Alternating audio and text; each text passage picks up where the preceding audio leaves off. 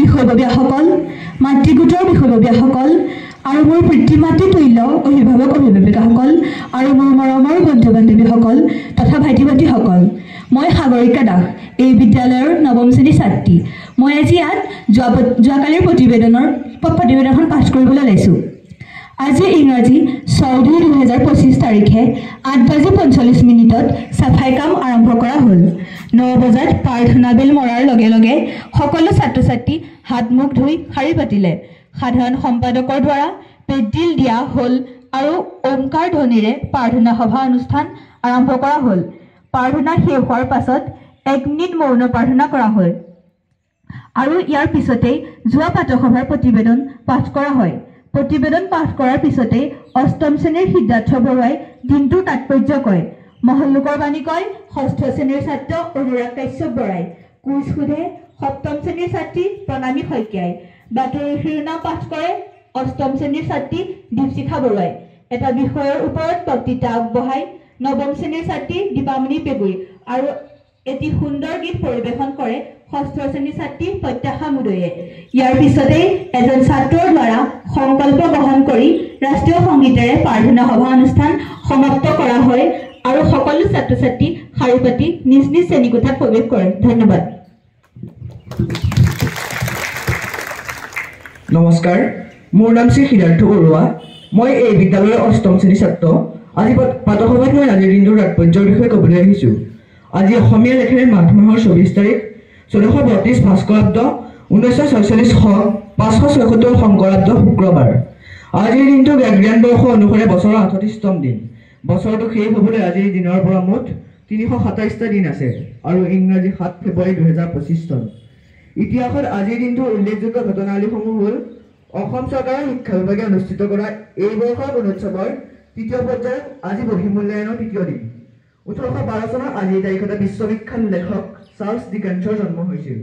1821 চনৰ আজিৰ তাৰিখতে দক্ষিণ মেৰুত মানুহৰ প্ৰথম পদাৰ্পণ হৈছিল। 1915 চনৰ আজিৰ তাৰিখতে চলন্ত ৰেলত ৱায়াৰলেছ স্থাপন কৰা হৈছিল। 1938 চনৰ আজিৰ তাৰিখতে অসমৰ প্ৰথম প্ৰধানমন্ত্ৰী হিচাপে ছাৰ ছাদুল্লাহ শপত গ্ৰহণ কৰিছিল। 1942 চনৰ আজিৰ তাৰিখতে ভাৰতত প্ৰথম ইনড'ৰ গেমছৰ উদ্বোধন হৈছিল। 1999 চনৰ আজিৰ তাৰিখতে ক্ৰিকেটত অনিল কুম্বলে 10 উইকেট দখল কৰি বিশ্ব অভিলেখ স্থাপন কৰিছিল। আজি কেনেডাৰ স্বাধীনতা দিৱস আৰু বিশ্ব গোলাপ দিৱস। ধন্যবাদ। নমস্কাৰ, মোৰ নাম শ্ৰী অনুৰাগ কাশ্যপ বৰা। আজি প্ৰাৰ্থনা সভাত মই মহল্লোকৰ বাণী ক'ম। ভুলকৈ জনাতকৈ একো নজনাই ভাল, এই কথাষাৰ কৈছিল শ্বেক্সপিয়েৰ। আনে মোৰ বিষয়ে কি কয় সেইটো গুৰুত্বপূৰ্ণ কথা নহয়, মই কি ক'ম আৰু কৰিম সেইটোৱে গুৰুত্বপূৰ্ণ কথা। এই কথাষাৰ কৈছিল Rabindranath Thakur. Mahatma Gandhi said the future depends on what you do today. ধন্যবাদ।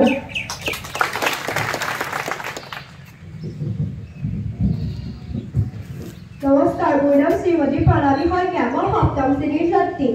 মই আজি ইয়াত দুটামান কুইজ সুধিম। অসম কেশৰী উপাধিৰে সন্মানিত অসমৰ কবি সাহিত্যিকজনৰ নাম কি? শুদ্ধ উত্তৰ অম্বিকাগিৰি ৰায়চৌধুৰী। কোনজন জ্ঞানপীঠ বিজয়ী অসমীয়াক তাকমিমা বুলি জনা যায়? নীলমণি ফুকন। শুদ্ধ উত্তৰ। কটন কলেজ কিমান চনত বিশ্ববিদ্যালয়ৰ মৰ্যাদা পাইছিল? শুদ্ধ উত্তৰ 2018 চনত। নমস্কাৰ, মোৰ নাম শ্ৰী হিমাংশু কলিতা। মই আবৃত্তি কৰিবলৈ লোৱা কবিতাৰ শিৰোনাম পিতা কবি তালুচাতুলতকৈ কবি দিব লাগে। হেৰা প্ৰভাতৰে অৰুণিৰণ কোন পাৰা এৰে উজ্জ্বল কৰে ইমান কোমল মাধুৰীখনা যিজনে বিলালে এই উজ্জ্বলতা সিজনে আমাৰ পিতা। হেৰা সৰ্বদি খৰচি পশ্চিম কটন শিকিলা মধুৰ গাহৰি অসীম অনন্ত মাধুৰী কলা যিজনে শিকাৰে মধুৰ গান সিজনে আমাৰ পিতা। হেৰা সৰু ফুল গোটেও তোমাৰ কোনেনো কৰিলে ইমান শোভন তোমাৰ কোমল মধুৰ আভা যিজনে বিলালে শোভা ৰাখি সিজনে আমাৰ পিতা। আমাৰ যে পিতা চিৰ স্নেহময় শৰণত কৌতুকৰ প্ৰণামিছোময়। ধন্যবাদ। নমস্কাৰ, মোৰ নাম শ্ৰীমতী দীপশিখা বৰুৱা। মই এই বিদ্যালয়ৰ 8ম শ্ৰেণীৰ ছাত্ৰী। আজি মই প্ৰাৰ্থনা সভাত কেইটামান বাতৰিৰ শিৰোনামা ক'বলৈ আহিছোঁ। ভাৰতত জাপানৰ ৰাষ্ট্ৰদূত কেইচি অনাৰ অসমৰ ছেমিকণ্ডাক্টৰ প্ৰকল্পস্থলী পৰিদৰ্শন। আজি শংকৰদেৱ সংঘৰ অধিৱেশনৰ দ্বিতীয়টো দিন উদুলি মদুলি পৰিৱেশ সোণাৰাম চুতীয়াৰ সমন্বয় ক্ষেত্ৰ কেৰিয়াৰৰ ৰাষ্ট্ৰীয় ক্ৰীড়াত চমক অসমৰ দুই খেলুৱৈ বিজু দাস আৰু সুৰঞ্জনা বৰুৱাৰ উত্তৰাখণ্ডৰ ৰাষ্ট্ৰীয় ক্ৰীড়াত পূৰ্ণিমা বৰাৰ ব্ৰঞ্জৰ পদক অৰ্জন। ধন্যবাদ। নমস্কাৰ, মোৰ নাম শ্ৰীমতী পদ্মা মুদৈ। মই এই বিদ্যালয়ৰ ৬ষ্ঠ শ্ৰেণীৰ ছাত্ৰী। মই ইয়াত এটা ৰাভা সংগীত পৰিৱেশন কৰিম। ফুল কুঁৱৰী ৰং সুমিৰৈ পলাই ভোমোৰাই, ফুল কুঁৱৰী ৰং সুমিৰৈ পলাই ভোমোৰাই, মুখ ঢাকি তাই কান্দে লুকাই, মুখ ঢাকি তাই কান্দে লুকাই, আপোন পাহৰাই, ফুল কুঁৱৰী ৰং সুমিৰৈ পলাই ভোমোৰাই, সেই ফুলকে বুটলি আনি তিয়ালো চকুলো সানি, সেই ফুলকে বুটলি আনি, সেই ফুলকে বুটলি আনি তিয়ালো চকুলো সানি, গাঁঠিলো এই ফুলৰ মালা, গাঁঠিলো এই ফুলৰ মালা, ৰসেৰে তৰাই, ফুল কুঁৱৰী ৰং সুমিৰৈ পলাই ভোমোৰাই,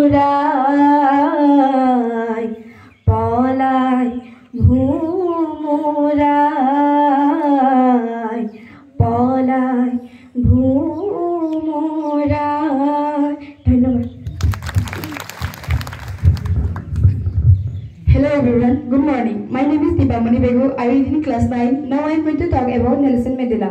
Nelson Mandela was a political teacher. He was former president of South Africa.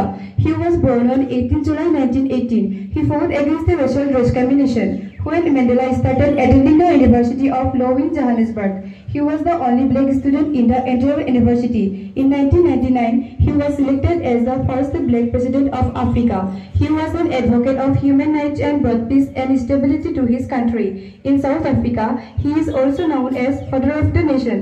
He has also been awarded the Bharat Ratna, India's highest civilian award.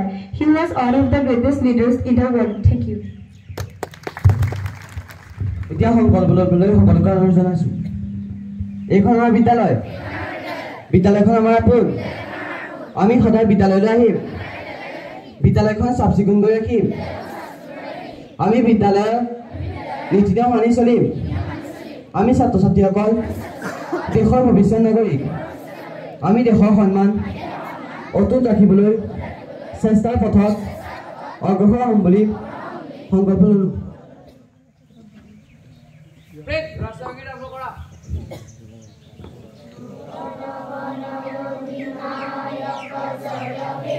Bharat भाग्य विधाता, पंजाब सिंधु गुजरात मराठा, द्राविड़ उत्कल बंग, विंध्य हिमाचल जमुना गंगा, उच्छल जलधि तरंग, तब शुभ नामे जागे, तब शुभ आशीष मागे, गाहे तब जय गाथा, जनगण मंगलदायक जय हे भारत भाग्य विधाता, जय हे जय हे जय हे जय जय जय जय हे।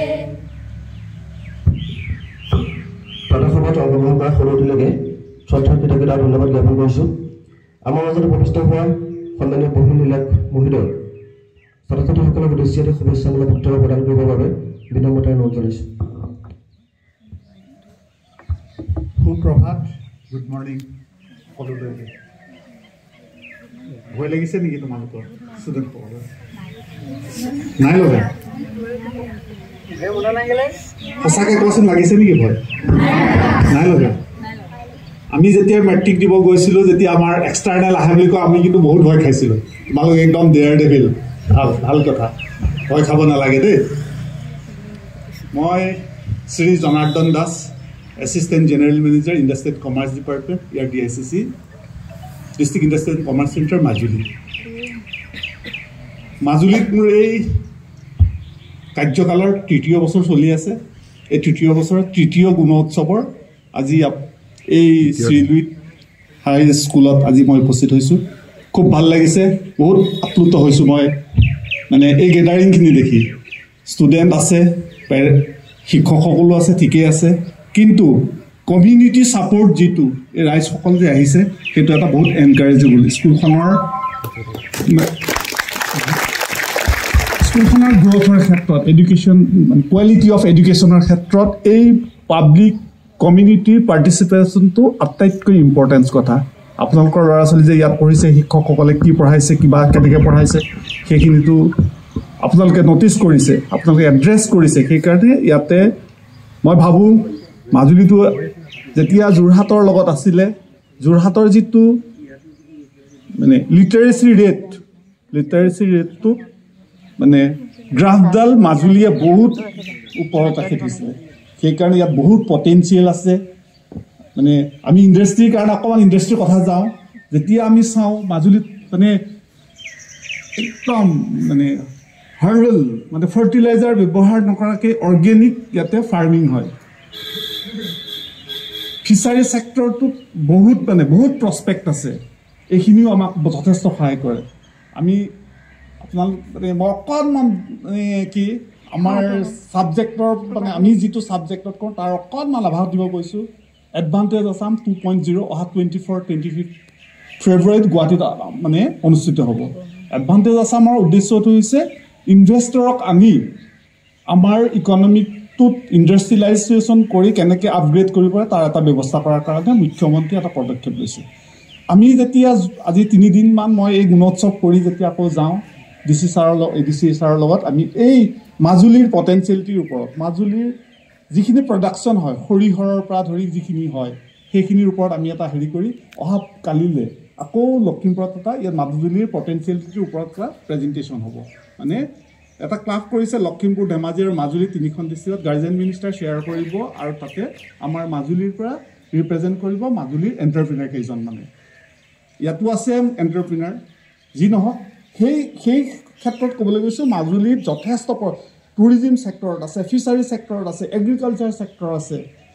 প্ৰতিটো ছেক্টৰতে সাংঘাতিক ধৰণৰ ইয়াত সম্ভাৱনা আছে, কিন্তু আমাৰ মানে জ্ঞান বা আমাৰ সেই ছেক্টৰটোৰ ওপৰত আমাৰ অকণ কম জ্ঞান থকাৰ কাৰণে আমি আগবাঢ়ি যাব পৰা নাই। এতিয়া মই সেইটো ৰাখিছোঁ। মানে মোৰ এতিয়া এটা আহি মোৰ ভয় লাগিছে কেলে ইমান মানে